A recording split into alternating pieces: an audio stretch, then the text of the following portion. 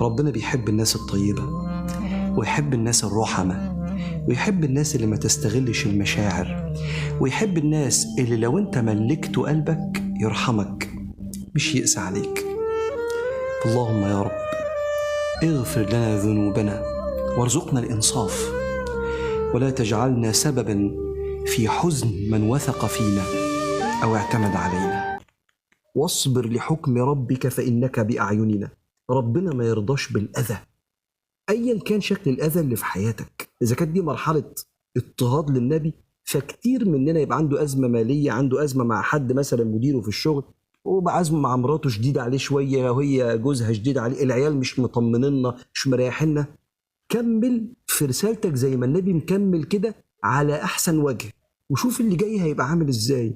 فاصبر إن العاقبة للمتقين. الإنسان اللي نيته جميلة ربنا بيكرمه.